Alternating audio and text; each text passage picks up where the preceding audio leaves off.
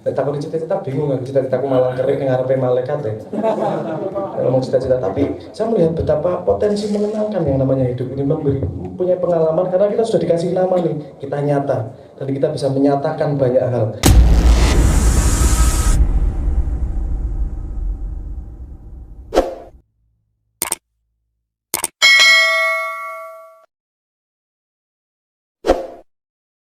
Pada malam hari ini kita menyediakan energi yang ekstra dan menyediakan ruang dan kesabaran yang lebih, karena malam hari ini kita memanfaatkan momentum yang luar biasa karena ada beliau-beliau ini.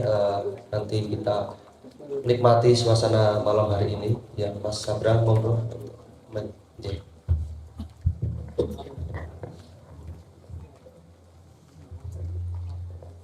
Oke.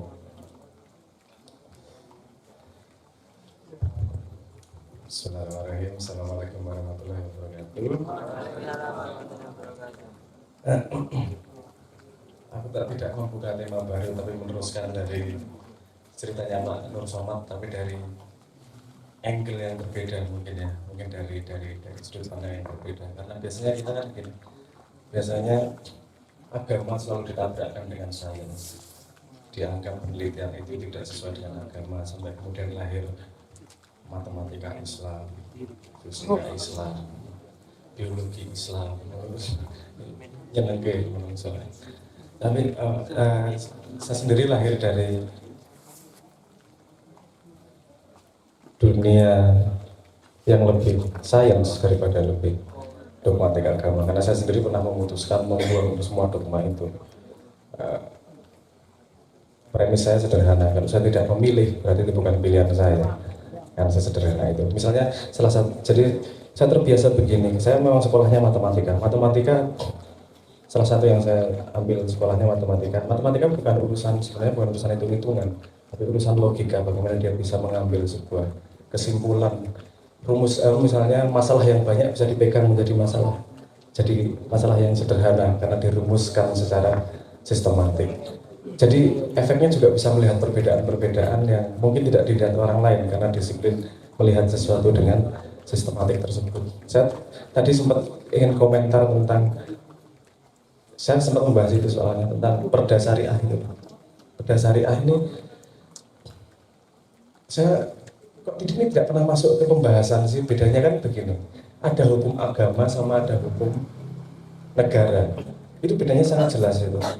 Kalau hukum negara, kita tidak memilih Anda lahir di mana, Anda tidak bisa memutuskan lahir, langsung ikut hukum kelompok negara tersebut. Udah, Anda tidak perlu mengikrarkan diri untuk masuk pada sebuah hukum tertentu. Sementara hukum agama, kita yang mengikrarkan diri masuk pada sebuah hukum tertentu. Kita memilih masuk hukum yang mana, dalam petik seperti itu.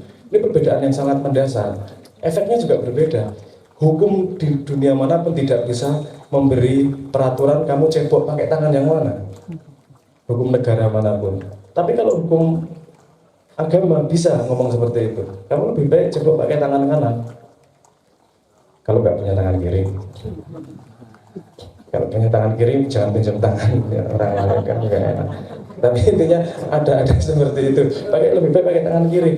Dia bisa sampai ngatur minummu pakai caranya seperti apa, menghitung ngatur waktumu bagaimana, perilaku sehari sampai segitu. Kalau ini pengaturan semikro ini diserahkan pada negara, padahal negara itu dasar pengaturannya adalah manusia juga yang punya kemungkinan selipnya. Ini akan menjadi otoritarian, akan menjadi fasis ini.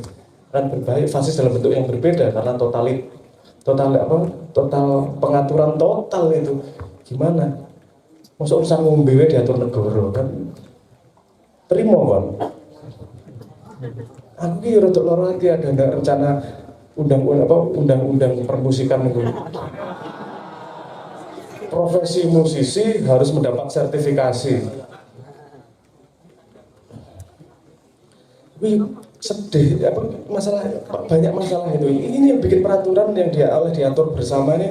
Dia pernah itu enggak sih? Enggak pernah melihat sejarah musik enggak sih?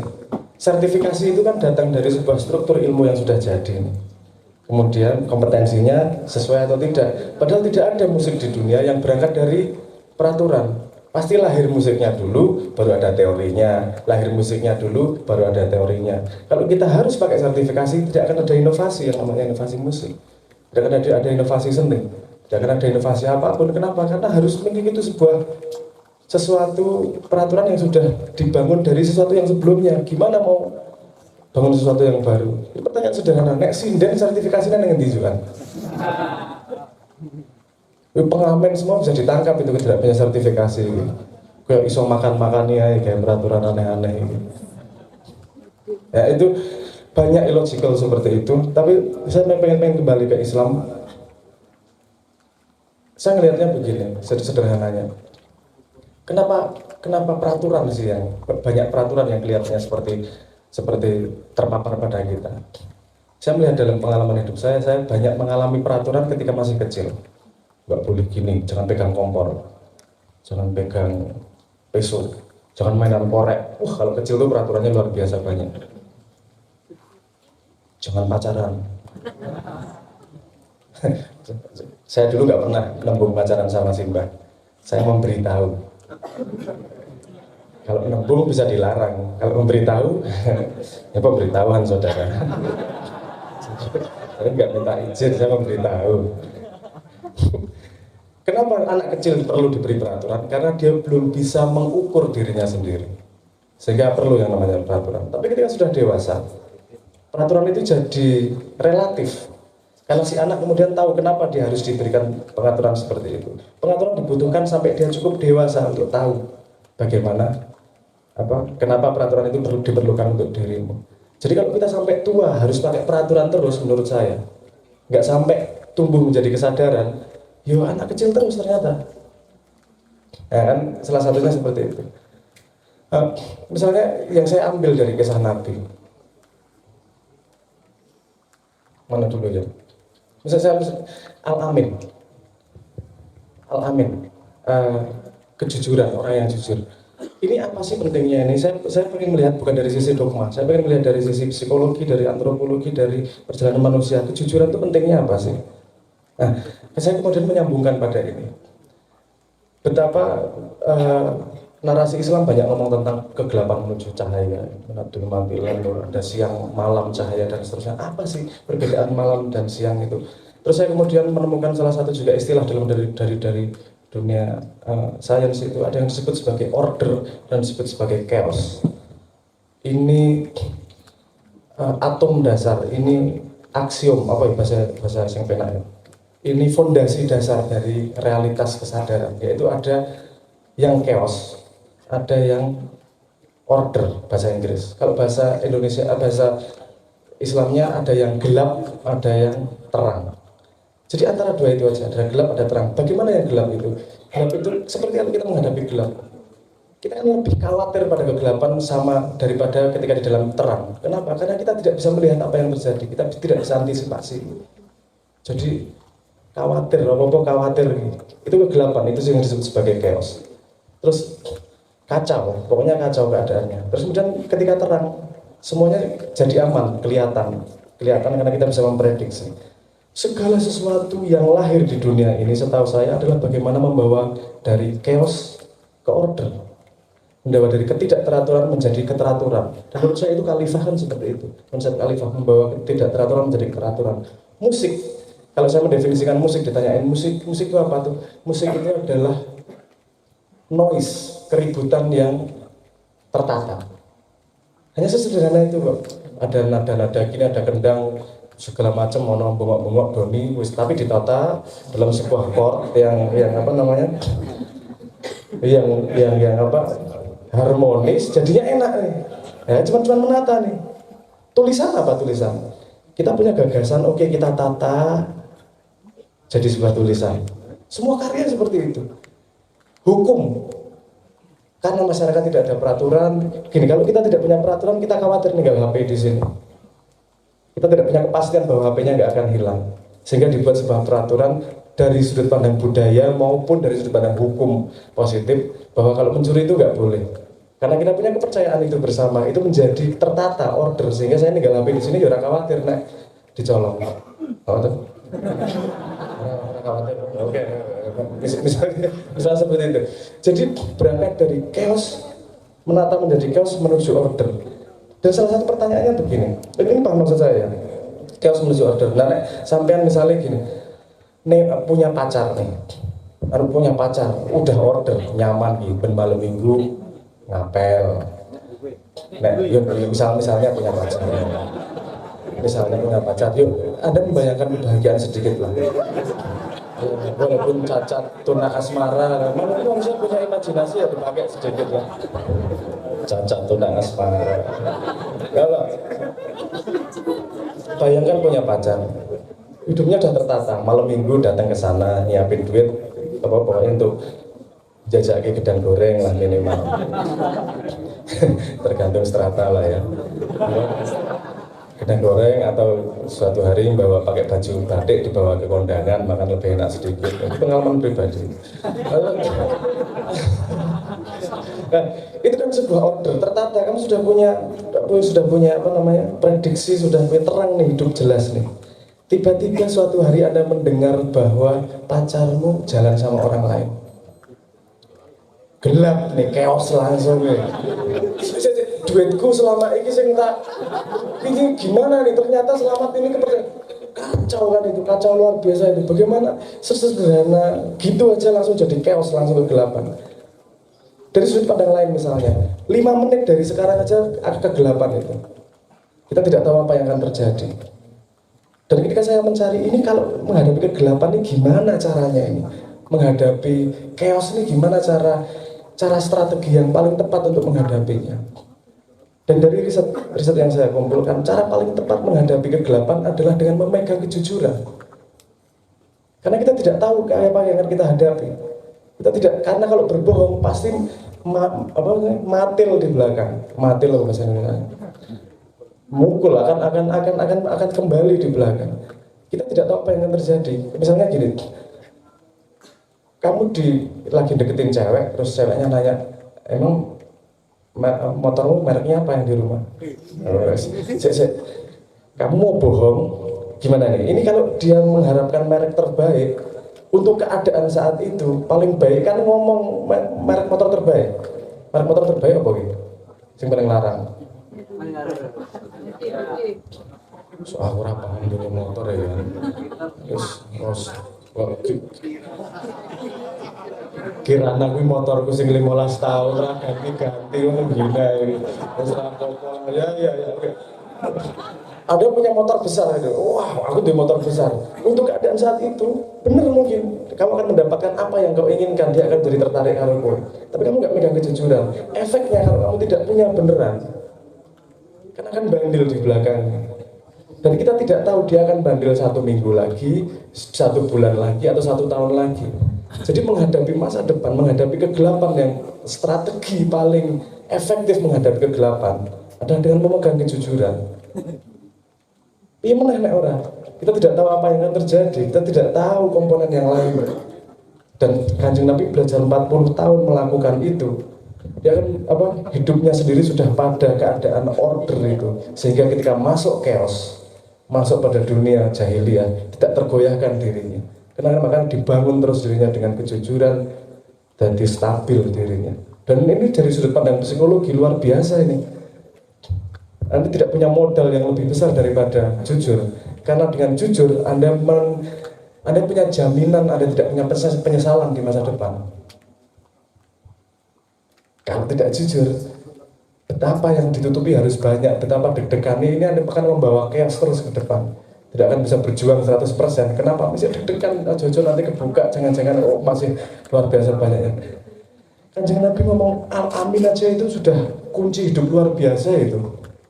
Kita megang itu aja, bukan saya nggak mengatakan bahwa ketika megang jujur terus kemudian langsung diterima jadi pacar, nggak juga, belum tentu juga.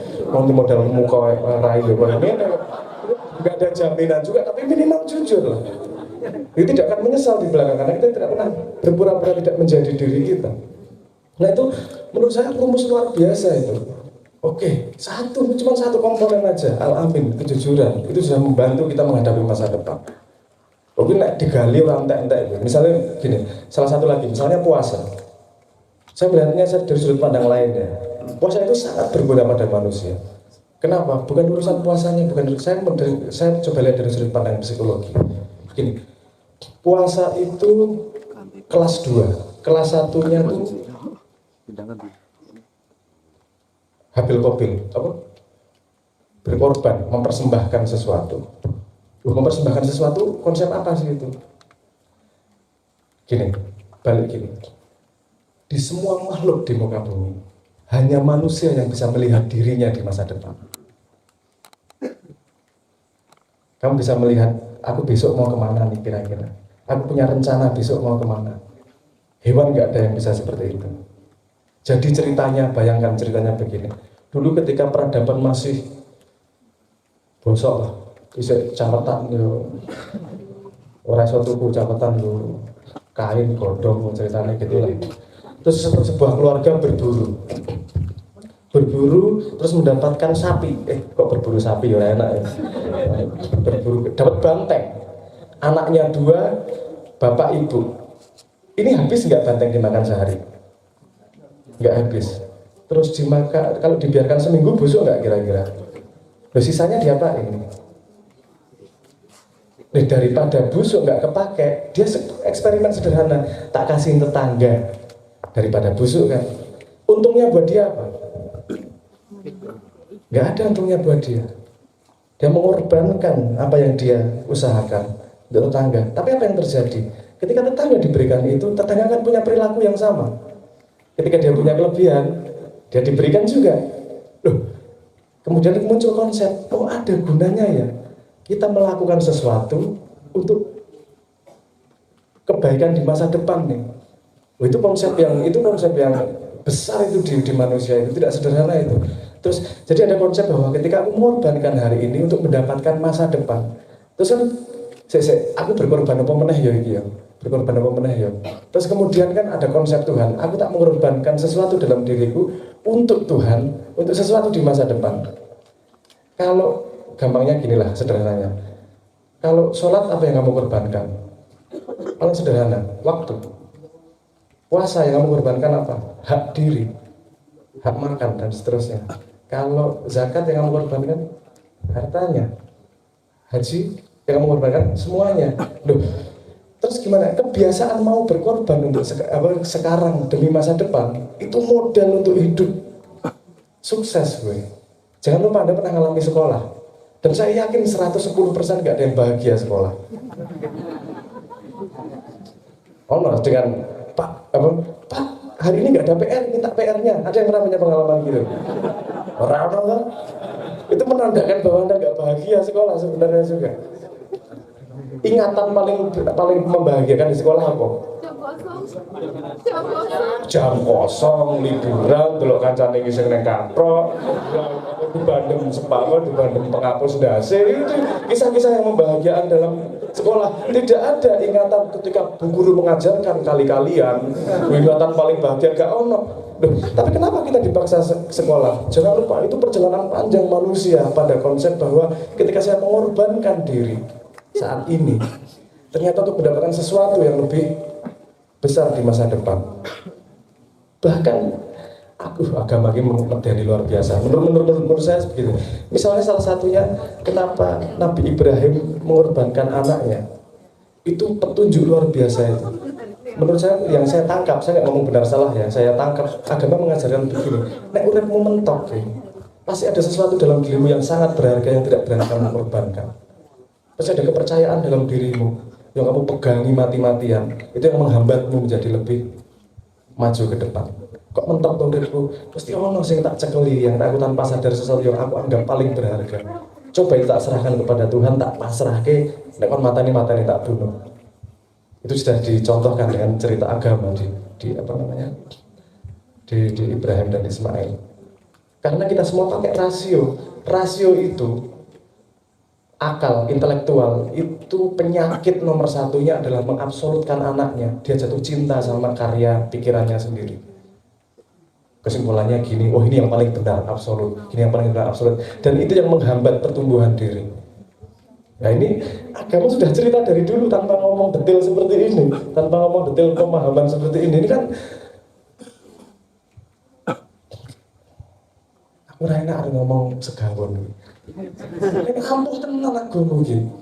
Tapi bukan pada karena gini. Sains itu ngomong tentang fakta realitas yang kita lihat, yang kita apa namanya, realitas benda-benda. Sementara agama mengajarkan realitas pengalaman. Kita hidup urusan pengalaman. Kita mau tahu misalnya matahari, dia kulitnya pinggirannya prominensa itu punya suhu 6000 derajat. Pentingnya ngopo urip, bukan ora penting. Arep 6.000, arep 7.350 setengah orang urusan karena nggak berhubungan dengan ilmu kan gitu. Makanya agama nggak penting ngajarin kayak gitu itu. Yang diajari adalah bagaimana kita megang truth. Jangan lupa, sains itu nomor 1 megang kebenaran loh. Dia mencari sesuatu yang paling benar loh. Saya nggak mungkin lahir kalau tidak dilandasi oleh agama yang mengajarkan kita untuk megang kebenaran. Lihat keadaan sekarang. Kita megang kebenaran atau kita megang kepentingan. Yang kita cari kemudahan atau yang kita cari makna. Kalau yang kamu cari, yang keputusan hidup adalah mencari kemudahan, yang kamu dapatkan adalah hidup mudah-mudahan. Kalau hidup mencari makna yang terdalam dalam kehidupan, hidupmu akan menjadi arti, hidupmu akan menjadi pengalamanmu akan menjadi sebuah makna yang bisa dipelajari, yang bisa gagah ngadepi malaikat lah. Saya punya cita-cita itu lah Pak Nur Somad. Saya punya cita-cita nanti kalau di kuburan ditanyain malaikat saya tolak pinggang. Oh itu cita-cita aku mau bicara. Siapa Tuhanmu? Ente nanya aku, tanya Tuhan. Saya umatnya atau bukan? Kalau saya punya hak gitu senang banget aku. Ini cita-cita aku menunggu gue. Jadi apa hidup bukan mencari kebahagiaan gitu. Kan kalau kita dengar hidup adalah mencari kebahagiaan. Wong Jawa gampang banget boleh kebahagiaan. Karena yang pojokan dodok bayang guys bahagia banget dari orang usah kebanyakan syarat untuk mencari kebahagiaan. Enggak rasa butuh sugih apa segala macam ora rasa wis. Kumpul ngopi ngerokok padha-padha duwe pacar. Rokok enek siji joli-jolan karo guyu menertawakan penderitaannya sendiri sampai bahagia itu bisa. Wong Jawa ayo lah. Mencari kebahagiaan itu menurut saya tembakan rendah dalam hidup. Itu nggak susah, pokoknya wong Jawa. Yang tidak sederhana adalah mencari makna dalam hidup. Hidupmu jadi bermakna. Jadi ketika dikasih hidup sama Tuhan, aku pantas loh bawa hidup ini. Pantas loh tuh. Orang mencari bahagia aku, tapi aku pantas karena aku memberi makna. Ada gunanya aku di dunia. Nggak cuma menjadi gulma. Ya dalam taman ada gulma dan ada bunga. Minimal jadi bunga lah memberi makna sesuatu. Nah, yang diajarkan agama menurut saya salah satunya secara konseptual dasar itu. Bukan urusan bahagia. Dan jalan tercepatnya gimana? Yang diajarkan seperti agama. Kalau misalnya SD ngaji juga diajarkan konsep begini.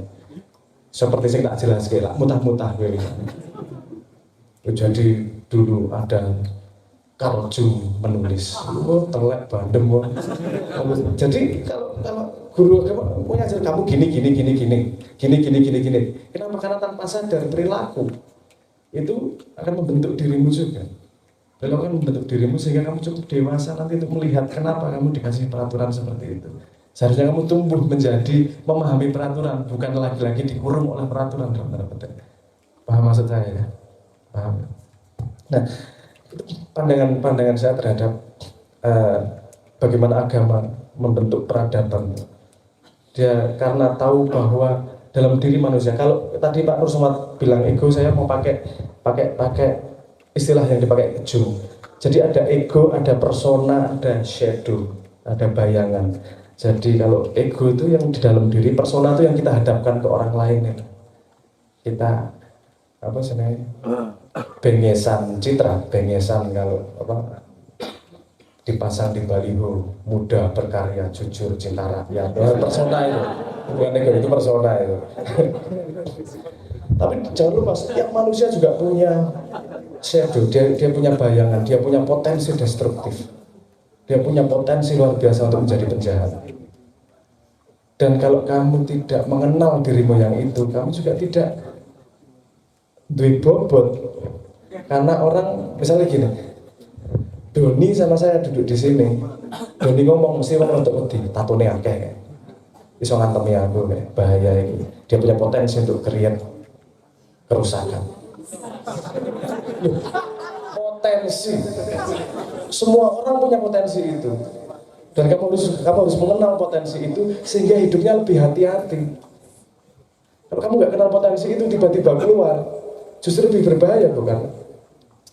Kenapa kalau puasa, reaksi apa yang paling gampang keluar? Kalau saya pribadi paling gampang marah nek puasa. Wis ngelih. Ditakoni wis salat ta burung, pengen ngantemi rasane. Jadi salah satu fungsi puasa salah satunya adalah membawa hitam bayangan kita tuh shadow, potensi buruk kita keluar. Kalau potensi buruk kita keluar, kita bisa mengenalnya dan mengintegrasikannya dalam diri, bukan untuk dilakukan tapi untuk menyadari bahwa kita punya potensi destruktif, kita punya potensi luar biasa untuk bisa merusak orang lain, dan hidup akan menjadi lebih sangat hati-hati. Kalau Anda yang gendong anak kecil kan sangat hati-hati, berbeda ketika kamu gendong pacarmu. Ya, sing duwe, sing ora bayangin aja. Kenapa? Karena kalau ketika kamu gendong bayi, kamu tahu bahwa nggak hati-hati sedikit bisa merusak itu. Kamu bisa jatuh, kepalanya, tangannya ke kiri sedikit bisa patah. Makanya sangat hati-hati. Kenapa? Karena kita tahu potensi kita bisa merusak itu. Nah, menurut saya keadaan saat ini kita sendiri belum paham bahwa kita punya potensi yang sangat besar untuk merusak. Makanya nggak punya kehati-hatian ngomong di Twitter, nggak punya kehati-hatian ngomong di Facebook. Kita belum mengenal bahwa kita punya sisi gelap yang harus hati-hati di dalam posisi ini. Nah, manusia yang untuk ego itu tadi ada di tengah-tengah, di mana dia menggabungkan kegelapannya dan menjujurkan personanya. Sekarang orang hidupnya di persona, bukan di dirinya, di personanya, yang diperlihatkan ke masyarakat. Makanya pakai baju, pakai KTA, kartu anggota, pakai pengaosan, bagi-bagi kaos, bukan pengajian. Pengaosan. Biasanya zaman-zaman sekarang kan pengaosan banyak di mana-mana. Tinggal kaos partai apa nanti dibagi pengaosan. Itu kan persona di luar, itu bukan dalam diri. Nah, kita harus, maksudnya agama mengajarkan kita untuk kita menjadi utuh, mengenal potensi destruksinya, mengenal bahwa ini muka di luar, ini mengenal diri kita untuk bisa menjadi diri yang jujur sebenarnya, untuk bisa menjadi salah satu faktor dalam peradaban menghadapi chaos ke depan ini. Dan dalam menghadapi chaos gimana sih? Saya kemarin sempat ditanyain di Purwokerto waktu itu sama anak-anak kuliah, gimana saya bisa membantu Indonesia, dia bilang gitu. Saya punya usulan gini, belajar dari Nabi memperbaiki akhlak. Jadi konsepnya hanyalah, dalam tanda petik hanyalah ya, melihat chaos dan membawanya menjadi order. Itu kayaknya konsep yang sederhana, tapi tidak mudah melihat chaos. Sederhana, chaosnya gini aja, di rumah pakaiannya rapi atau tidak. Kalau nggak rapi, kamu rapikan jadi order. Bukunya rapi atau tidak, nggak rapi, dirapikan jadi order. Kamu terbiasa membereskan masalah. Nanti ketika sudah terbiasa akan semakin lebar tanggung jawabnya kalau memang bisa melihat chaos. Dan menurut saya makom manusia adalah salah satunya dia bisa melihat chaos yang pada level yang berbeda. Kadang-kadang misalnya gini, tidak semua dari kita paham chaos pada ekonomi global. Padahal itu terjadi chaosnya. Dan kita nggak punya tanggung jawab untuk menghadapi, untuk beresin chaos itu menjadi order. Yang kita lakukan adalah bagaimana yang bisa kita lakukan melihat chaos. Nomor satu, ada 3 langkah. Nomor satu, lihat chaos apa yang di sekitarmu. Nomor 2, kamu bisa dandani chaos itu menjadi order nggak? Kalau bisa, pertanyaan ketiga, kamu mau nggak beresin? Nggak ada gunanya kamu bisa melihat chaos, tapi nggak mau handle. Isinya sambat. Seharusnya gini. Seharusnya aku yang gue pacar, tapi kan kami ngomong seharusnya. Berusaha nanti itu. Kamu kalau ditolak pacar, itu kan chaosnya luar biasa. Kenapa? Bukan urusan harga diri dok. Karena kamu melihat alam dalam wanita tersebut, alam menolak dirimu. Kamu tidak pantas meneruskan keturunan. Kamu menderita banget hidupnya, ditolak cewek ini, bukan hanya urusan pacar, ini alam menolakku punya keturunan, makanya chaosnya luar biasa besar itu. Nah, dibiasakan seperti itu, melihat chaos apa yang bisa dia, oh saya melihat chaos tapi gede banget saya nggak bisa handle, oh chaosnya cukup, saya bisa handle, saya bisa membuat ini menjadi order nih, tapi nggak mau ngelakuin, oke dikecilin lagi. Kalau terbiasa melakukan seperti itu akan ketemu lama-lama apa yang bisa kita lakukan, karena kita membiasakan diri menjadi khalifah dari skala yang terkecil. Mohon dibenarkan kalau salah, Pak Bersama. Menurut saya esensi menjadi khalifah di muka bumi adalah melihat chaos dan menjadikan itu order. Salah satu inisiatif yang kita lakukan, saya untuk promo sedikit ya, sudah cerita sedikit. Ini melihat kisruh pilpres ini loh. Ini pilpres kan salah satu pilpres dalam sejarah Indonesia yang miskin narasi. Dugi dong bahasa apa to iki. Revo ngaji. Untune merongos. Wis pokoke ngejek kabeh lah. Orang kita pengalaman naik mobil dari terminal aja nggak pernah bahas sopirnya. Yang kita bahas kan trayek bisnya. Kalau dari terminal kan nyari bis, ada cari sopirnya kok. Saya cari sopir yang Batak, nggak bau, nggak mungkin cari yang nomor satu Anda cari adalah trayeknya. Lah kita milih trayek apa? Pemimpin Indonesia ini yang kita bahas trayeknya atau sopirnya ini kan nggak masuk akal. Makanya kemudian kita handle itu, oke ini chaos nih. Pemilihan udah urusan emosi ini.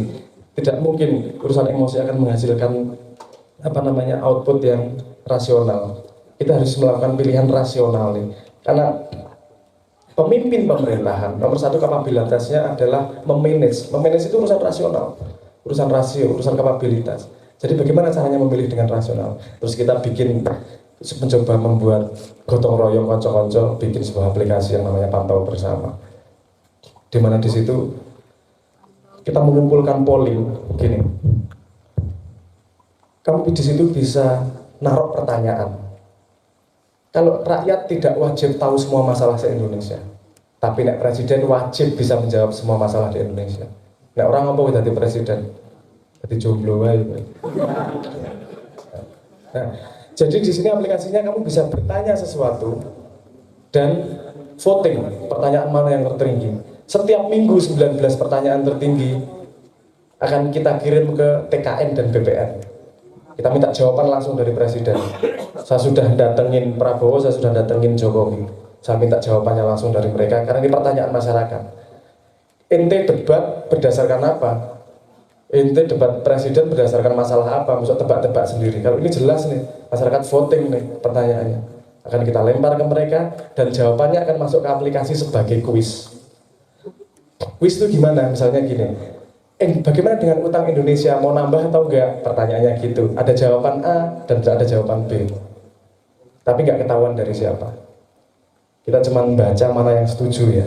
Aku setuju A, terus jawaban berikutnya setuju B, seterusnya. Terus nanti setelah selesai baru ketahuan kamu paling banyak milih jawaban siapa. Jadi dipaksa logika dulu sebelum bias orangnya. Saya hanya membayangkan. Saya melihatnya, saya bisa handle chaos ini. Chaos cara memilih emosi jadi menjadi memilih secara rasional.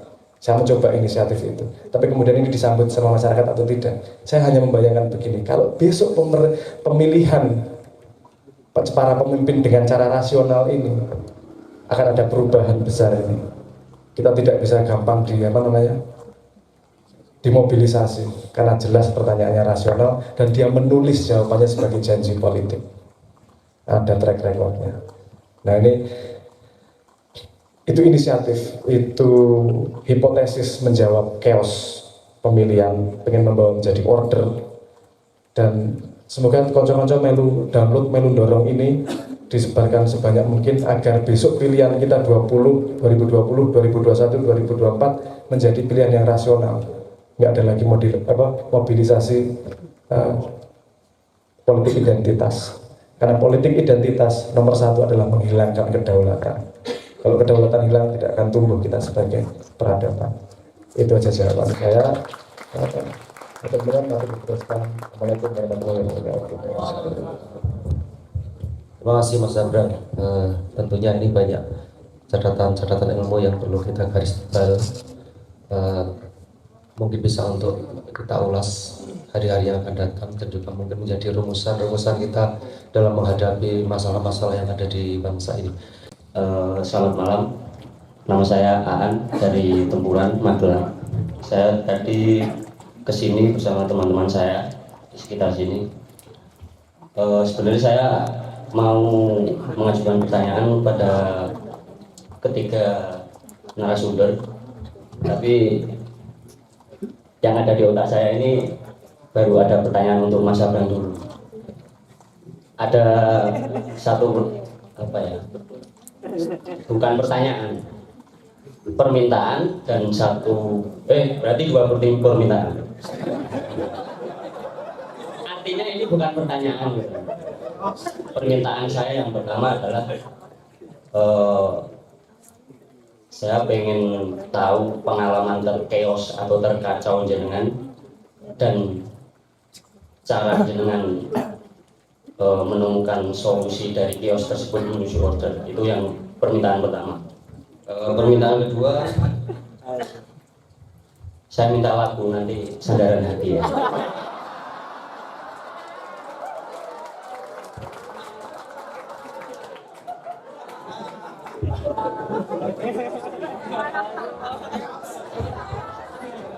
Permintaan kedua adalah jawaban dari pertanyaan pertama. Wow. Oke, Mas masuk kok Mas. Oh ya, ini Mas siapa? Mas Aan dari Tempuran Magelang. Satu lagi. Yang belakang mungkin atau yang perempuan. Mungkin Mas Fuad, Pak Toifur, teman-teman dari SLB Ma'arif, ada yang bisa ditanyakan.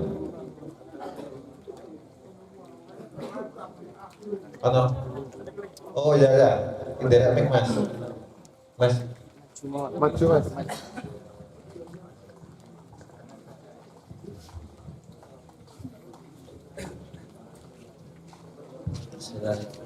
Assalamualaikum warahmatullahi wabarakatuh.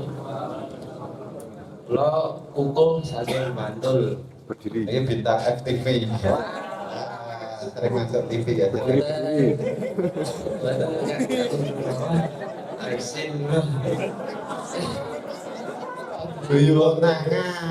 pertanyaannya yang di sini loh Mas. Apa tuh?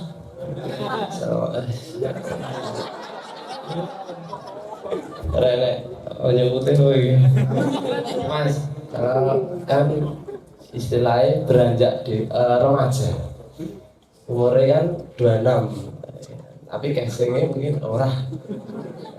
Kita tahu. Nah, ini sing termemorikan pengalaman hidup saya itu yang paling khas adalah masalah perempuan. Pertanyaannya perempuan. Aku kehilangan bapakku ini orang proses kehilangan loh. Mergo bapakku ambek menurut kula, tapi menurut Gusti Allah kula masalah nih. Jadi kula wis ikhlas ngono. Ora nangis, ora ngono. Itu menurut saya yang pertama kali saya ke kios yang saya bisa order.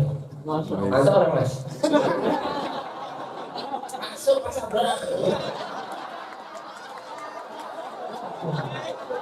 Tapi serius, tak pikir ayo rada lompat-lompat gak apa ya Mas. Nah Mas, saya itu kan pernah pacaran 3 kali. Ini ceritanya ngono ya. Sebenarnya ya mau pisah. Pernah pacaran 3 kali. Yang pertama itu saya dicolke, ya iwak. Yang kedua saya dikhianati. Tapi saya akhirnya yo cul ngono ya. Saya akhirnya mencolke. Ya toh. Tanda kok bantal tuh Pak Supercup tekan kene. Tok aku. agak sombong sih. Nah terus yang ketiga ini saya digantung ya keos order ora abot lagi mas aku nek sampean bener ngertos kita sampean luwih pengalaman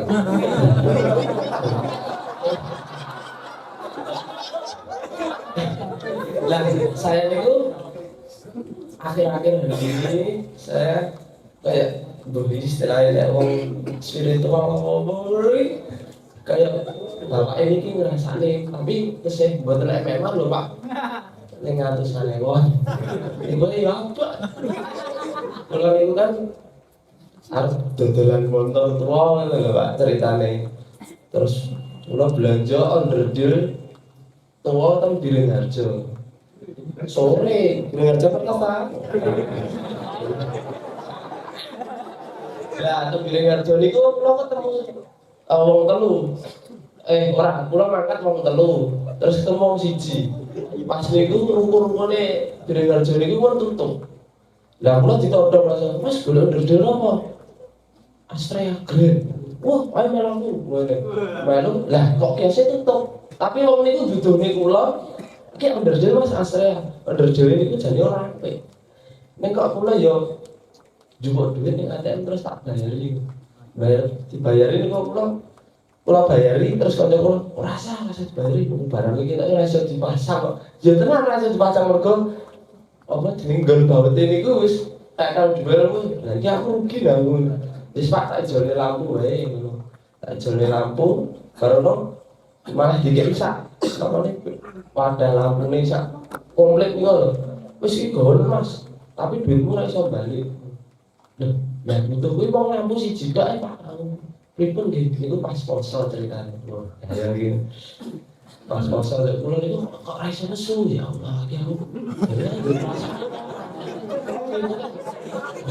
akhir tetep ngono kuwi tak masak mbak sambusan nafas wae lah iki ora sadar lek itu dan iki sing perlu kula sadari ketok ini kok atas hikmah itu terus kula balik teng griya bola ampune sing kula beto teng griya niku pun macet teng motor niku lah kula tuku iki ora ngerti tujuane kok ternyata oh bodoh tenan kok lah akhirnya kula balik teng Biringharjo iki pertanyaan dua ya Mas ya rada umet anjir terus kula balik teng Biringharjo tengok bakul Pak X niki teng pundi sih oh Pak X Pak X niki teng pundi oh Pak X kene Mas wis lagi mulai niki kan rukune mriki kula titipne jenengan nggih Bu nek bakul ibu ngoten kula titipne jenengan wah ora Mas gawon dhewe wong urusan oh nggih kok nek ngoten lah bapak ini ki akeh mriki kan nek sawang mulai kula titipne jenengan kan iso menehne ta bulan ora Mas niki duduk sing duwe kios iki ternyata wong iki ku makelar lah bareng ngono ibu ini ku cerita yen bapak ini ku nah apa nanggepi kula tutukan nderdel niku duitnya dia main waduh aku langsung tapi kula duwe niatan untuk baliknya nderdel niku jaksana banget ya ini saya lagi cocok banget kameranya nah niku kadang kula niku wedi ngeten niku Mas aja-aja aku mau tendensi untuk apik tok ora pengin apik ngono kuwi piye ya Mas iki kiasan piye Mas tapi rentak kayak tenan. Ya kon nanya. Assalamualaikum. Tapi hari ini kalau sangat luar biasa sekali ya. Ternyata image pengajian itu orang mengaji. Udah anak kemakan dorong.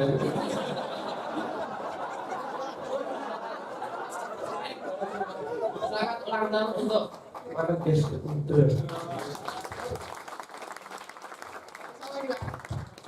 Go Bali, Mas, go Bali. Aku go Bali. Dikombak kowe.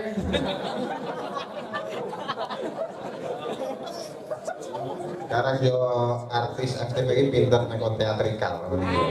Oke, yang pertama langsung mohon Mas Sabran jawab pertanyaan Mas yang dari Tempuran Magelang soal pengalaman yang paling chaos. Oke. Nyambung tapi sampean pengalaman menurut saya pengalaman yang paling chaos dalam hidup saya melahirkan lagu Sandaran Hati itu tenang. Nah, karena kalau pengalaman fisik, chaos, gelandang segala macam itu kan gampang menghadapinya. Tapi ada sebuah konsep yang sangat mengganggu saya ketika sebelum lahir Sandaran Hati itu tentang order dan chaos ini tadi. Kalau pakai bahasa sekarang ya, kalau memang dunia diciptakan chaos, ngapain saya berusaha hidup, endingnya nanti juga mati kok. Kalau hidup memang sudah ditata order sama Tuhan, ngapain saya hidup, endingnya juga mati. Terus ngapain saya nunggu lama-lama hidup, endingnya juga mati. Kenapa nggak sekarang aja, dikasih kangen sama Tuhan, disuruh lama-lama nggak mati-mati. Itu chaos buat saya, karena saya nggak bisa meneruskan hidup waktu itu. Nggak ada alasan buat hidup. Ngapain? Wah ini apa? Nonton bareng ya.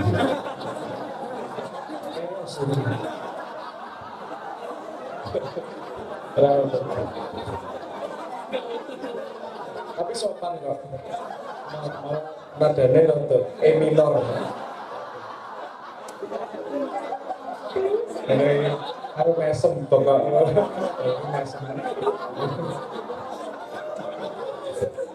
Itu chaos yang fundamental. Bagi saya itu chaos fundamental karena bukan masalah hidup. Saya sendiri tidak paham kenapa mesti hidup. Kan nggak masuk akal. Saya kangen sama Tuhan. Saya kangen pengen ke Tuhan, tapi kenapa harus nunggu, harus ngadepi chaos dan order segini banyak? Nah, tapi kemudian saya juga menemukan jawabannya di situ. Menemukan jawabannya bahwa kalau Al-Fatihah ada Sirotol Mustaqim itu apa sih kan gitu. Saya bisa menemukan jawabannya di situ, di Sirotol Mustaqim itu. Kenapa kita suruh berdoa terus untuk dibawa di jalan yang lurus? Enggak berani ngomong benar lurus, karena hidup ini saya rasa kita selalu berada di antara order dan chaos nih, tipis di jembatan itu terus. Kalau terlalu order, hidup membosankan dan tidak akan menghasilkan karya apapun, karena kita tidak punya kegelisahan. Nah, musisi, Anda akan paham ketika semakin Anda chaos, karyanya semakin bagus, semakin ono isinya. Juga lukisan, juga seni. Semakin lagi chaos, lagi ada kegelisahan yang luar biasa, karyanya semakin berbicara. Kenapa? Karena kamu membawa chaos, ada core chaosnya itu. Misalnya, kalau Anda lihat sirkus kan tepuk tangan, seneng banget. Mbok ra paham dek ono piring diubeng-ubeng ke jengking-jengking jempale, tapi kita seneng. Kenapa? Karena itu jembatan antara chaos sama order dulu. Bisa jatuh tapi dia bertahan pada order, bisa chaos tapi pada order. Nah, ini terus kalau hidup, misalnya saya melihat belajar dari anak kecil, belajar dari psikologi. Anak kecil itu, misalnya kalau Anda belajar bahasa Inggris, cangkemnya kan tetap medok. Kayak aku, ngomong bahasa Indonesia, ngomong bahasa Inggris, ngomong bahasa Arab, tetap medok. Bukan berarti saya nggak bisa. Anak kecil itu dia bisa mencoba memfonem fonem. Dia bisa semua bahasa bisa sebenarnya anak kecil. Tapi ketika dewasa dia mendengarkan banyak hal, mendengarkan lingkungan yang lama-lama kemampuannya hilang. Lama-lama kemampuannya hilang, yang tersisa ya gitu. Nah, saya juga merasa gitu. Ini berarti kalau hidup ini dia kan kalau anak kecil belajar kan salah-salah, nggak selalu langsung tepat. Ngomong telur aja bisa jadi nanas kalau anak kecil kan. Anda telur Anda rebus kasih anak kecil tangannya pasti jadi nanas. Itu nggak cuma anak kecil ternyata. Kita sepanjang hidup menurut saya gitu terus nih. Kita menghadapi area chaos, kadang-kadang kebablasan sidik. Kita harus membalikkan lagi, mencari jalan tengahnya apa sini loh antara chaos dan order. Bagaimana kita bisa mengambil inspirasi dan menata sesuatu. Karena kalau kita pada tempat ketertataan, kita nggak ada. Kenapa alasan hidup? Karena sudah tertata. Surga itu namanya, kita nggak perlu ngapa-ngapain. Kalau kita di chaos sama sekali, nihilisme, kita akan pengen mati, nggak mau urusan chaos terus, nggak tahan kita di chaos. Cuman jomblo-jomblo aja yang kekuatannya sangat tinggi pada chaos.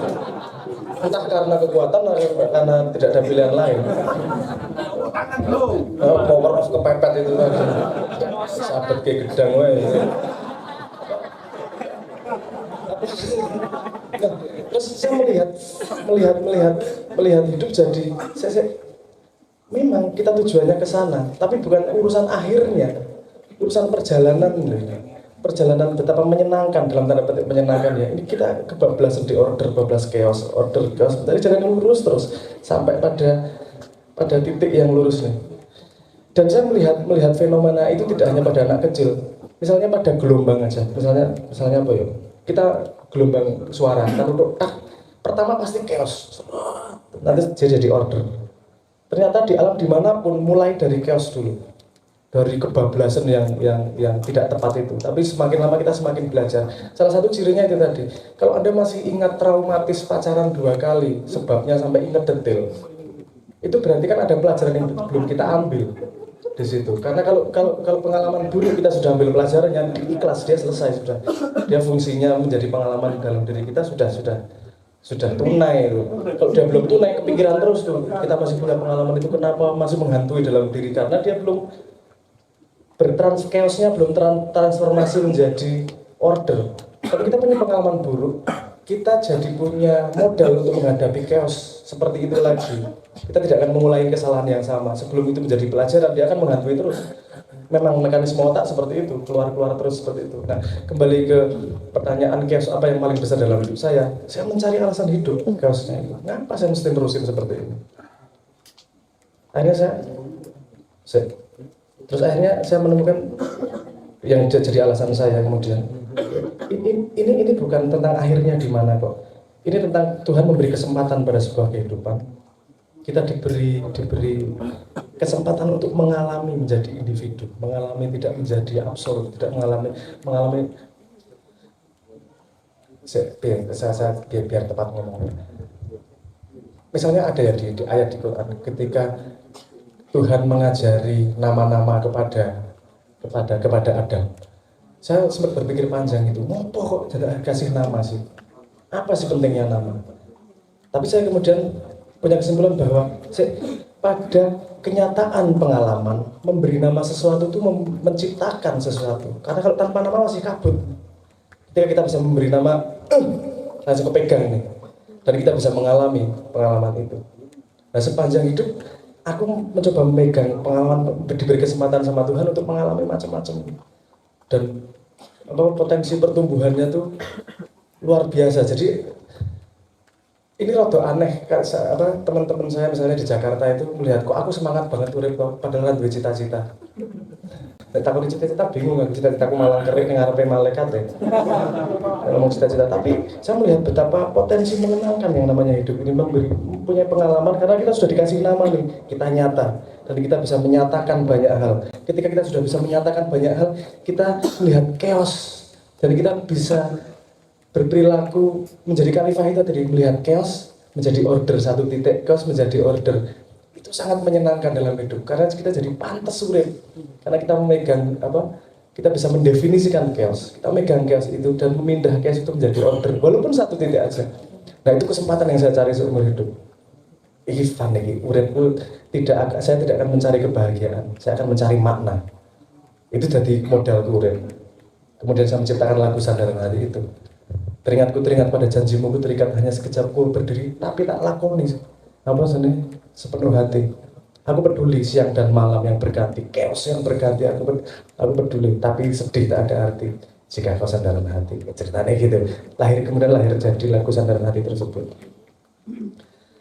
Kemudian lagu Sandaran Hati itu dijadikan hiburan sama Tuhan buat saya. Karena kemudian maknanya jadi macam-macam lagu Sandaran Hati itu. Awalnya saya ngomong tentang hidup, bahwa saya diberi kesempatan berdiri, saya diberi kesempatan hidup, saya diberi kesempatan ada yang namanya kesadaran, feedback antara itu mengenai itu. Ada kesadaran, consciousness, sehingga saya bisa menavigasi hidup antara order dan chaos untuk mencari jalan lurus itu, dan dalam perjalanannya saya bisa diberi kesempatan untuk pindah chaos menjadi order dimanapun berada. Dan itu kesempatan yang luar biasa untuk memaknai hidup menurut saya. Nah, terus dikasih hiburan, ternyata satu lagu yang saya dari chaosku itu menjadi order, ternyata maknanya banyak yang tidak saya bayangkan. Wow, itu aku senang banget itu dikasih hiburan itu bertahun-tahun itu. Saya dikasih macam-macam maknanya.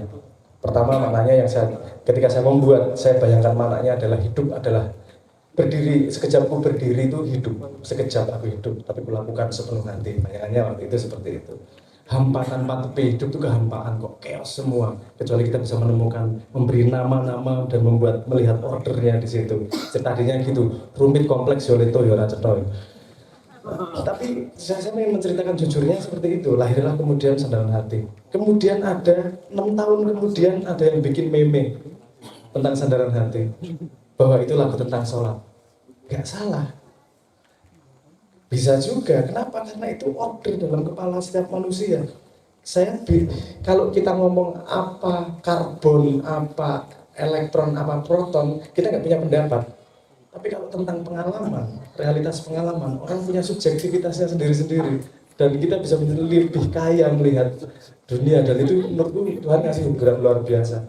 Dan yang terakhir, Sandaran Hati tentang lagu perkawinan itu. Anda pernah dengar itu ya? Ada pengertian tentang lagu perkawinan, tahu tak ceritanya kan. Itu tanda cinta Tuhan ke saya. Kawin itu, menikah itu harus lengkap. Ada surat sama ada urat. Kalau cuma surat aja garing, kalau cuma urat aja bukan menikah. Sandaran Hati itu lagu tentang perkawinan. Refnya, teringat, ku teringat, pada janjimu ku terikat surat nikah. Hanya sekejap ku berdiri, ku lakukan sepenuh hati.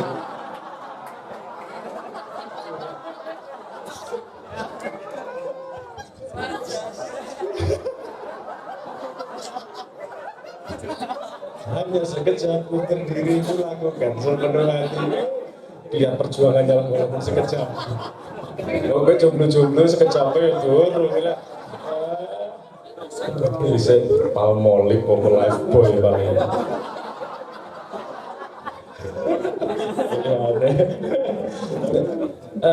Mungkin menjawab ya.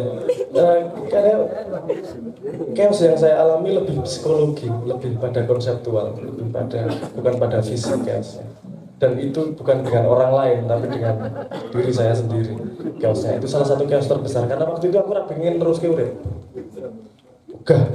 Bukan putus asa pada dunia.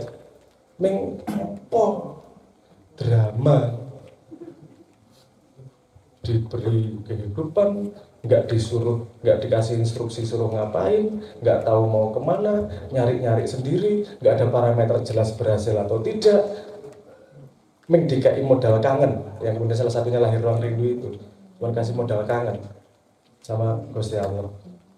Terus ngomong orang gawean gitu, mati wae, sesuk saiki ae. Lagi-lagi saya ditambah keputusasaan tentang cerita Musa sama Nabi Khidir. Wah, itu gak aku putus asa juga itu.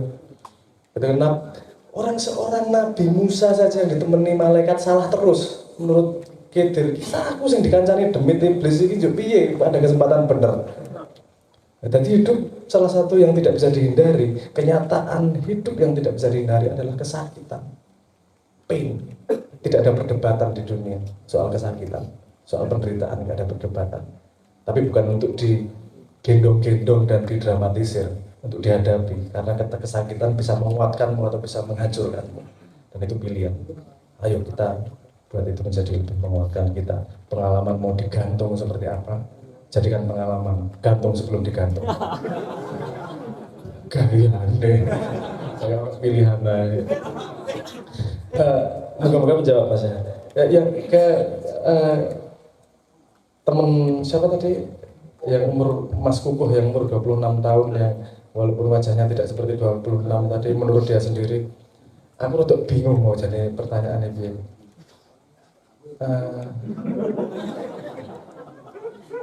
Bagaimana? Jangan-jangan berbuat baik hanya karena ingin berbuat baik, bukan karena perbuatan baik. Dan ini pertanyaan yang jauh banget ini.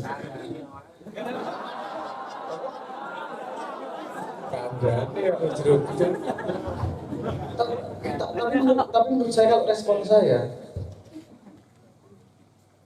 titik actionnya adalah Anda berbuat baik. Anda bisa merevisi kembali masa lalu yang sudah kan gini, misalnya Anda berbuat baik terus kemudian ada menjadi masa lalu sekarang itu perbuatan baik menjadi masa lalu itu artinya bisa berubah terus tergantung pemahaman Anda. Setahu saya seperti pengalaman pacaran Anda yang kedua, Pisahnya karena apa? Dikhianati. Masa lalunya indah sampai dikhianati, masa lalunya jadi buruk semua. Yang merasa kebaikan ternyata kebodohan. Betul ya? Hanya karena satu kejadian. Jadi masa lalu artinya tidak fix. Masa lalu artinya tetap berubah terus. Dan sebuah pengalaman kalau sudah dialami, kita bisa menggali terus pengalaman itu maknanya seberapa.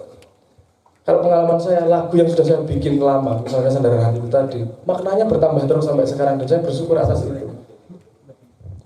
Karena saya tidak mengetahui akurasi dari pertanyaan sampean, yang bisa saya tawarkan adalah eksplorasi terus cara berpikir itu. Karena suatu saat Anda akan menemukan sebuah makna yang tidak terbayangkan sebelumnya. Dan yang paling berharga adalah ketika kita laku, sehingga punya bahan untuk diolah gitu, sesuai dengan pemahaman kita. Jangan sampai masa lalu hanya ditinggalkan sebagai masa lalu, tapi dilihat sebagai proses pertumbuhan kita sampai menjadi pemahaman sekarang itu tadi. Untuk berbuat baik sebisanya. Berbuat baik itu ada resikonya menjadi naif. Itu resiko dari berbuat baik. Makanya kalau Kanjeng Nabi, setahu saya, selalu diimbangi dengan kebijaksanaan. Kadang-kadang berbuat baiknya harus marah. Kadang-kadang berbuat baiknya harus nyeples. Karena itu bahasa yang dia pahami, kadang-kadang seperti itu. Jadi butuh pengetahuan dan kebijaksanaan juga dalam berbuat baik. Tapi itu semua tidak berlaku kalau Anda tidak berlatih berbuat baik. Jadi mungkin prosesnya adalah belajar menikmati berbuat baik dulu, baru kemudian pemaknaannya berjalan. Asal Anda tidak putus asa dengan proses itu, menurut saya akan berkembang dan akan menjadi semakin baik. Kelebihan Anda berbuat baik, walaupun belum tahu itu baik atau sebuah salah milih ngomong. Tapi modal berpikir, modal pengalaman, menurut saya sangat berharga untuk memproses diri. Paling itu respon saya, mohon maaf kalau tidak memuaskan. Assalamualaikum warahmatullahi wabarakatuh. Terima kasih. Ini ada request teman-teman yang berada di belakang untuk Mas Doni bisa duet dengan Mas Abraham. Untuk Mas aku pengen manut kiriman saka kanca-kanca yang buri panitia. Bisa direbut nanti. Tiga Mas Abraham atau Mas Doni ini. Apa Mas? Saya tuh hanya apal lagu itu pun lagu itu gak semua apal. Jadi kenapa saya sangat menolak rencana undang-undang sertifikasi musisi, karena saya nggak mungkin lulus sertifikasi. Terus nyanyi apa gitu? Nek Doni itu penyanyi tenang, dia tahu, wah semua lagu dia tahu dia. Tapi jarang memuji gue, puji pisan ditolak gitu ya. Tapi lekit ya muji. Aku ya butuh tenaga muji gue masalahnya. Nggak muji kira endai. Chaos.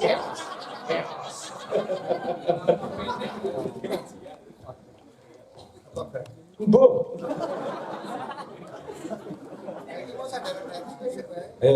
Sandalan hati.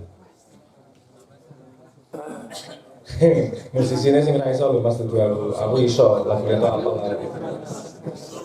Oh iso ya.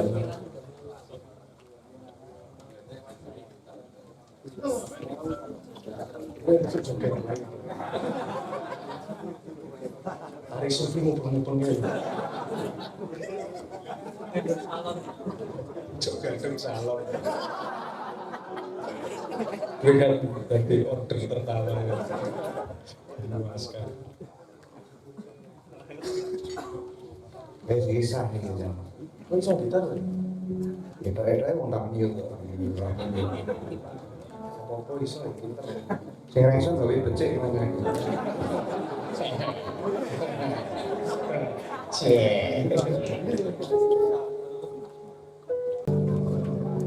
Oke, selanjutnya kita mohonkan untuk memuncaki, kita mulai dari Pak Amron terlebih dahulu nggih.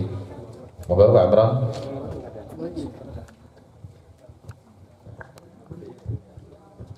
Terima kasih. Yang pertama catatan saya, pertanyaan terakhir tadi tentang kegelisahan tentang berbuat kebaikan. Menurut saya ikhlas itu adalah anugerah dari Allah Subhanahu wa taala. Menurut saya yang penting kita lakukan sekarang adalah kita lakukan saja kebaikan. Kemudian biasakan, cukup 2 itu. Nanti kalau sudah membiasakan, Allah akan limpahkan ke kita yang namanya karakter. Buktinya dulu saya itu dipaksa oleh orang tua saya untuk sholat, sampai kadang-kadang dijeblek. Yo jengkel sih jengkel, tapi makin lama akhirnya juga terbiasa. Ketika terbiasa itu lupa nggak sholat itu gelo. Nah itu saya coba praktekkan ke anak saya juga begitu. Waktu usia TK, kalau tak paksa, tak jamaah subuh.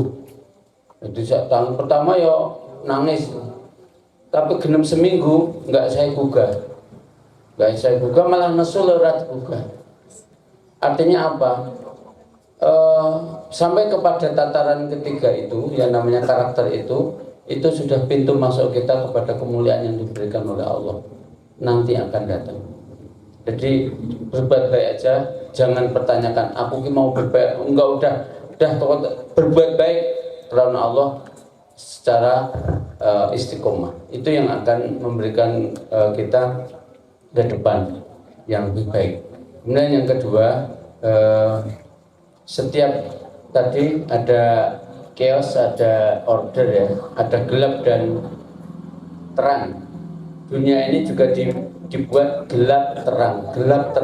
Pernah nggak jenengan bayangke bumi itu diam, sehingga nanti belahan satu itu terang terus, siang terus, belahan satunya lagi gelap terus. Menurut kalau terang terus selama 100 hari saja, itu suhunya akan mencapai 100 derajat.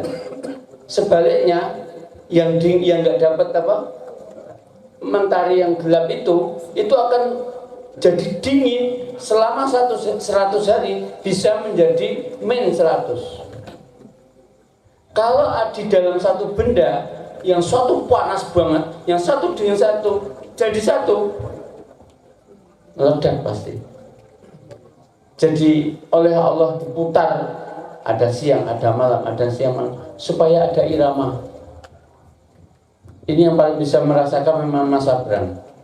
Kata-kata surah Karuang disusun sehingga menarik saja. Anehnya lagi, lagu iso sing ngrasani iso macem-macem. Sing ge muntuk-muntuk ya rumangsane ya muntuk-muntuk kuwi. Sing ge kepengin salat ya rumangsane iki lagu tentang sholat dan sebagainya. Jadi mari gelap dan terang kita nikmati saja. Sebab orang beriman senang atau susah semuanya nggak ada ruginya. Semua adanya hanya untung dan untung. Karena ketika senang kita akan didorong untuk bersyukur. Ketika susah ada satu limpahan Allah yang itu paling besar, yang namanya sabar. Sabar itu nilai paling besar. Bahkan kalau Mas Abrang itu cita-citanya itu mententeng ngarepe malaikat, dan itu yang bisa melakukan adalah kesabaran. Sabar itu besok kalau kita sabarnya hebat, sholat kita yang di sini ora patek apik, kemudian bondo kita zakat, infak, sedekah ora patek bagus juga, amalan-amalan yang lain juga tidak bisa menghandle kepentingan kita. Terakhir itu adalah kesabaran. Maka ketika kita amalnya kurang biasanya banyak cobaan, sehingga kita diberi kesempatan untuk bisa coba. Semoga ada manfaatnya.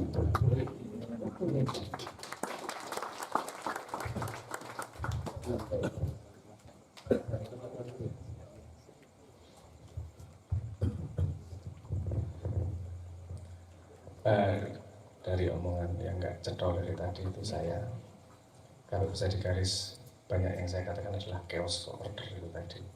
Intinya adalah chaos order. Kita punya level, kita punya skala masing-masing. Maksudnya setiap pribadi punya chaosnya sendiri. Kita berjalan menuju order sendiri. Secara pribadi, secara keluarga ada, secara komunal ada. Dan kita ini salah satu bangsa yang masyarakatnya paling peduli sama negara itu. Anda lihat sendiri kalau pilpres, kalau pilihan itu semua orang ikut bahas-bahas segala macam itu. Nggak ada. Setahu saya di negara lain juga. Misalnya tahun 2015 ada jurnal dari Google yang mengatakan bahwa interest pemuda terhadap politik, milenial terhadap politik itu nggak terlalu tinggi. Karena Indonesia, Anda lihat aja trending topik soal kayak rakyatan di sini aja dong. Tapi kebetulan itu bulan tinggi dan saya mencari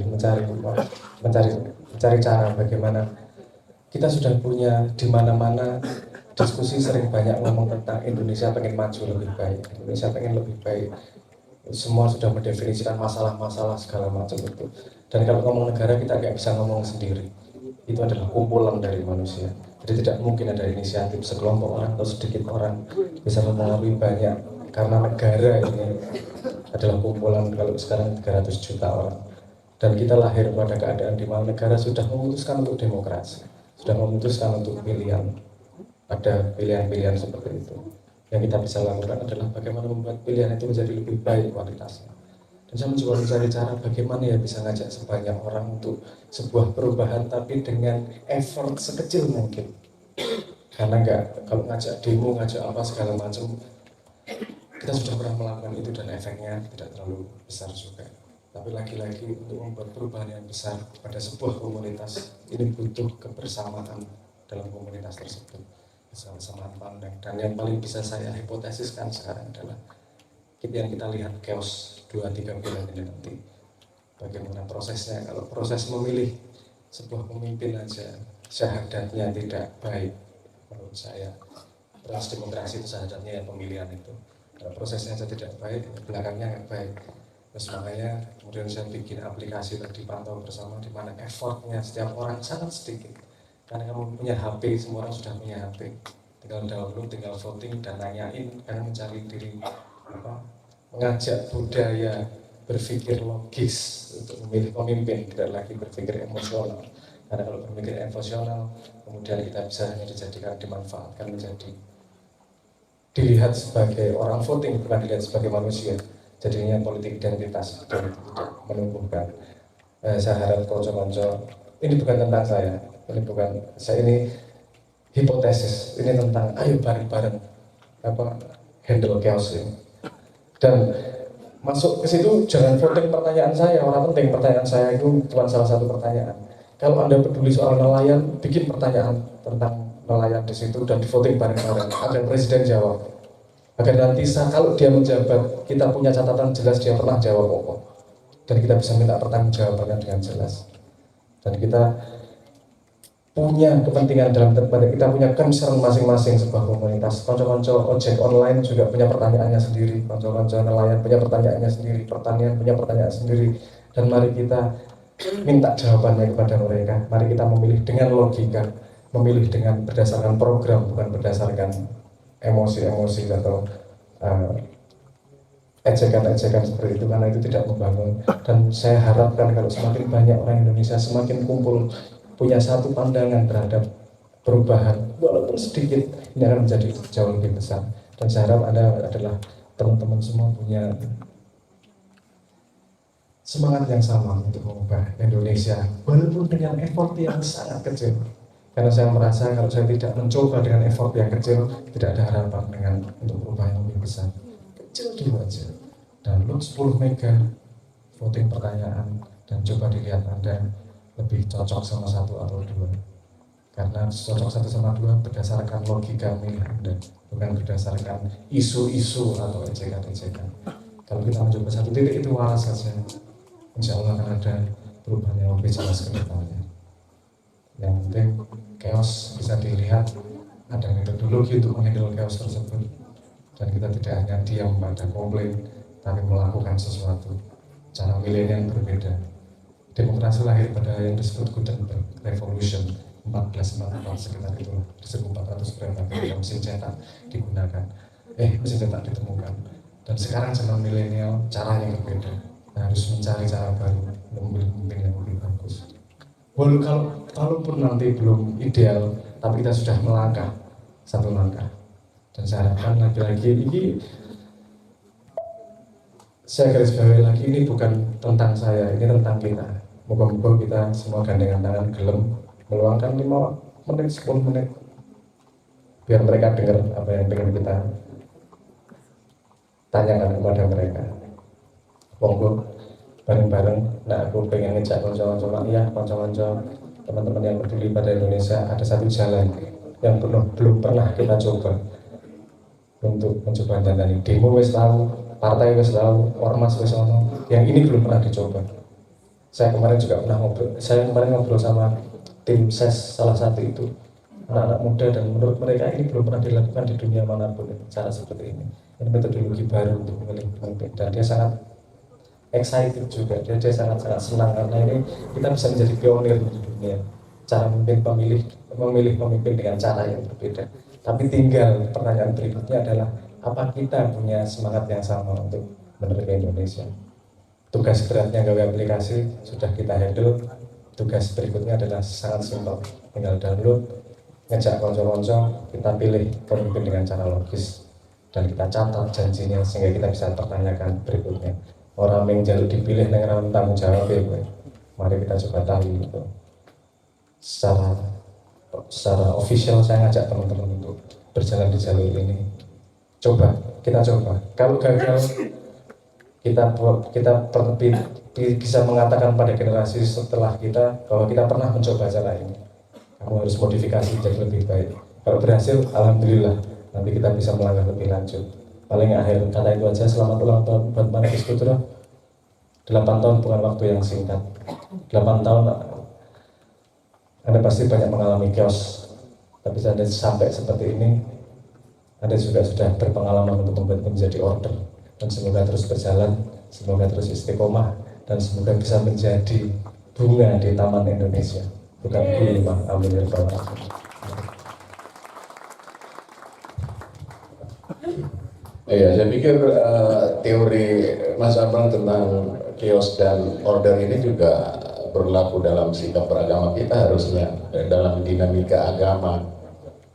Jadi kaum Bandung bilang Islam itu kan dinamis. Jadi kadang-kadang kita Islam, kadang-kadang enggak. Cuman pada waktu enggak Islam itu kita enggak sadar. Begitu kita tidak menerapkan nilai-nilai dari keislaman itu, maka di saat itu kita enggak Islami sesungguhnya, kan gitu. Nah, maka itu teori itu juga berlaku. Maka dalam beragama itu pun harus menganut dinamika itu. Harus selalu ada dinamika, tidak ada sesuatu yang statis. Dalam wujud ini tidak ada yang statis. Kenapa? Karena Allah kulla yaumin huwa fi sya'nin. Allah setiap saat itu mencipta. Jadi apa penemuan ilmiah, apa fenomena baru, apa itu kan karena Allah yang mencipta setiap saat. Nah, kalau ajaran-ajaran agama itu statis, maka dia tidak bisa mengikuti irama penciptaan Allah sendiri. Karena itu maka agama yang statis itu tidak bisa mengikuti perkembangan sains, perkembangan ilmu pengetahuan. Nah, bagaimana cara melakukan itu ya sebenarnya kan sangat sederhana. Kita di Ma'iyah Sinobareng itu belajar bersama itu adalah tradisi Nabi. Kalau membaca sejarah sirah Nabi yang sesungguhnya kan tidak ada istilah main perintah-perintah aja kan enggak. Itu segala sesuatu itu dibicarakan secara bersama-sama Sinobareng. Dan pengalaman saya pribadi bahwa betul saya sekolah di Mesir lama, di pusat pendidikan Islam tertua di dunia, di Al-Azhar 14 tahun ya.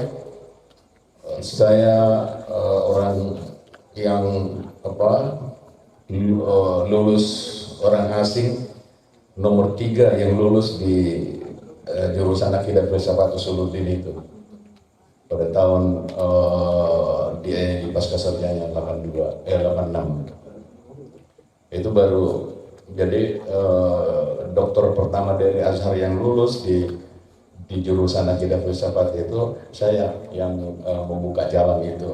Dan sebelumnya tidak ada orang Indonesia yang bisa lulus di situ. Ini maksud saya ingin mengatakan bahwa betapa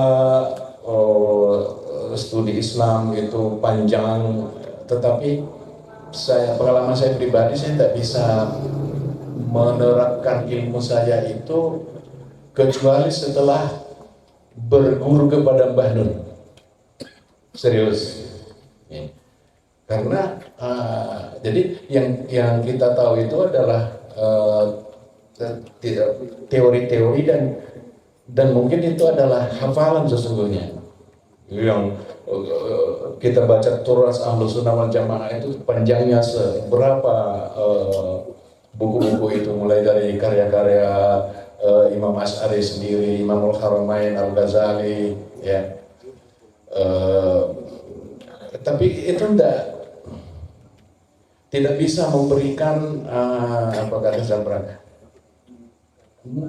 makna itu loh. Jadi otak kita tuh penuh dengan informasi itu, ya kan? Dan kita merasa unggul di bidang itu. Seorang bicara soal hadis kita tahu, orang bicara tentang usul hadis kita tahu, orang usul fikih kita tahu. Ilmu Islam itu, sampai ada teman saya yang dari Sri Lanka di Azhar itu mengatakan 25 abad sejarah Islam itu ada di sini. Yang namanya alumni Al-Azhar itu, dia tahu saya dari A sampai Z, tapi tidak memberikan makna dari hidup itu. Padahal itu yang paling penting. Justru saya belajar mendapatkan makna dari ilmu-ilmu Islam ini setelah bergaul dengan Mbah. Dan itu menurut saya sesuatu pengalaman yang sangat luar biasa. Dan karena itu bagi saya dalam pengalaman saya itu hanya 2 orang yang menjadi panutan saya betul. Dan kedua orang ini setiap kali saya melihatnya, saya melihat sosok seorang Nabi Muhammad SAW, yaitu Syekh saya almarhum Syekh Diyaddin Al-Qurdi. Dan karena beliaulah yang membawa diri saya ke dalam wilayah yang bisa meyakini bahwa agama itu benar-benar ada. Kalau sebelumnya itu belajar filsafat, teologi, ilmu kalam, itu akhirnya cuma agama ini kan cuma bikinan ulama toh. Ya, tapi setelah mengenal beliau itu dan itu tidak ada, misalnya kan kalau kita di tarekat ya, itu yang secara formal kan ada pembimbingan oleh syekh, ya kan, ada arahan-arahan. Kalau beliau itu tidak memberikan arahan secara fisik sama sekali. Dia memberikan pembimbingan secara spiritual. Jadi kita mendapatkan dia di dalam diri kita itu memberikan pembimbingan itu.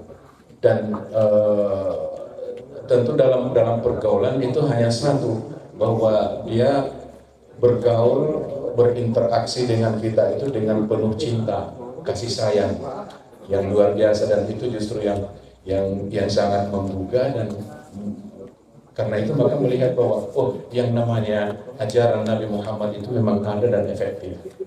Sosok yang kedua adalah Muhammad Ainun Najib bagi saya. Ya, itu orang mau bilang apa, saya tetap bahwa Muhammad Ainun Najib itu adalah seorang syekh besar. Ya, saya mau mengatakan kita yang awam ini hanya diberi ilmu kira-kira 25% dari keseluruhan totalitas kualitas seorang Ayah Ainun Najib. Ya. Kalau diberikan kaset untuk melihat keseluruhannya, maka itu akan terlihat betapa besar sesungguhnya dan betapa Indonesia itu beruntung, ya kan? Ada Mbah Nun dan ada Ma'iyah gitu. Saya ceritakan satu ketika Kiai Kanjeng dan Mbah Nun itu ke Kairo, seorang wali kota di sana. Wali kota itu terkenal sebagai seorang ulama besar dan wali. itu tidak ada perkenalan dengan apa, begitu bertemu dengan Cak Nun itu langsung bermesra-mesraan, dan di rombongan Kiai Kanjeng itu diterima secara besar-besaran di kota itu, dan dibukakan makam dari seorang wali yang juga cucu Nabi, adalah yang disebut yang terkenal nama Imam Badawi. Kiai Kanjeng masuk ke situ, itu nggak sembarangan orang yang bisa masuk ke sana. Jadi supaya kita tahu bahwa Mbah Nun itu orang yang diberikan keistimewaan oleh Allah Subhanahu Wa Taala, dan harusnya Indonesia harus merasa beruntung dengan itu. Nah, di dalam Ma'iyah itu saya anggap kita bisa belajar banyak. Bahkan saya berani mengatakan bahwa di dalam Ma'iyah itu kita bisa mempelajari ajaran-ajaran Islam ini kembali secara murni, supaya bisa merasa lebih dekat kepada Rasulullah SAW. Kalau kita mengikuti ceramah-ceramah Mbah Nun itu kan hanya dua. Pertama, mau mengantar kita kepada Allah Subhanahu Wa Taala, dan yang kedua supaya kita mencintai Rasulullah. Itu selesai. Itu pedoman hidup yang paling utama kan itu. Ya. Nah, coba lihat di seluruh dunia ini, ya kan, tokoh-tokoh Islam, tokoh-tokoh intelektual, para pemimpin agama, itu kan umumnya kepemimpinannya itu untuk diri sendiri gitu, untuk kepemimpinannya, untuk kekuasaannya, untuk otoritasnya. Tapi Mbah Nun kan mengajak kita untuk kepada Allah dengan cara mengaktifkan intelektualitas kita gitu. Jadi itu pun Nabi melakukannya secara persuasif. Karena itu maka cara Nabi itu disebut dalam Al-Quran sebagai al-bayan. Jadi Quranul Mubin. Quran Mubin itu artinya Quran yang memberikan penjelasan secara persuasif. Jadi maka tidak ada paksaan dalam agama itu memang, ya kan? Karena ajaran-ajaran itu dijelaskan secara persuasif.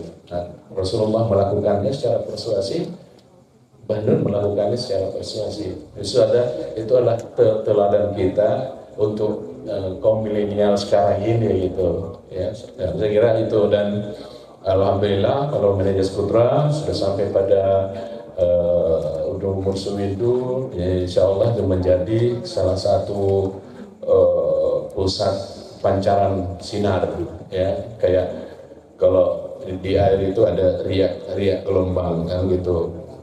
Begitu satu ada titik maka dia riaknya gelombang meluas gitu. Nah, Manajer Putra menjadi salah satu dari pusat itu untuk bisa mengembangkan gelombang-gelombang itu lebih luas sehingga nanti bisa mencapai Indonesia. Simpul-simpul Ma'iyah ini adalah pusat-pusat gelombang itu untuk bisa menyebarkan nilai-nilai ini yang bisa menjaga dan mengembangkan, memajukan Nusantara ke depan. Saya kira itu fungsi dan peran daripada Ma'iyah, dan di sanalah kita bisa berperan untuk Indonesia ke depan. Demikian, sekali lagi selamat dan terima kasih telah berkenan saya bisa hadir di acara ini. Terima kasih. Assalamualaikum warahmatullahi wabarakatuh. Terima kasih kami sampaikan kepada Syekh Somad Kamba, Mas Sabrang, Pak Amron, konco-konco dari Wakijo dan sedulur, juga Mas Doni, juga teman-teman sekalian sedulur yang hadir pada malam hari ini. Semata-mata kita kumpul, saya sepakat apa yang disampaikan oleh Mas Sabrang dan Syekh Somad Kamba bahwa tujuan dari kita berkumpul tidak lain untuk mengenal Allah dan Rasulullah, hanya itu saja sebetulnya.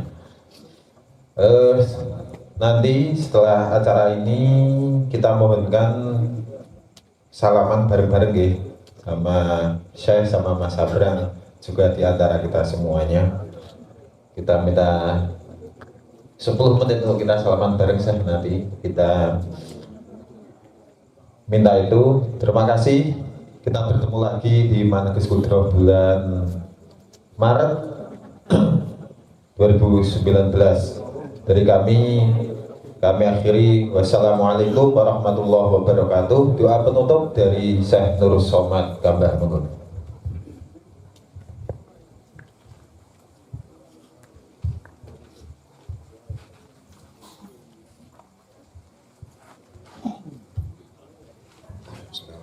Ya, kita memanjatkan doa kepada Allah Subhanahu wa taala, memohon rahmat dan kasih sayangnya. Dengan rahmat dan kasih sayangnya itu agar rezeki kita semua dimudahkan, hidup kita, urusan-urusan kita dilancarkan, dianugerahi kesehatan kepada kita dan kepada seluruh keluarga. Di antara kita ada yang mengalami sakit atau keluarga kita yang mengalami sakit akan disehatkan oleh Allah Subhanahu wa taala dengan rahmatnya itu. Alhamdulillah murniatu salihah wa Nabi Mustafa sallallahu alaihi wasallam al-Fatihah. Bismillahirrahmanirrahim.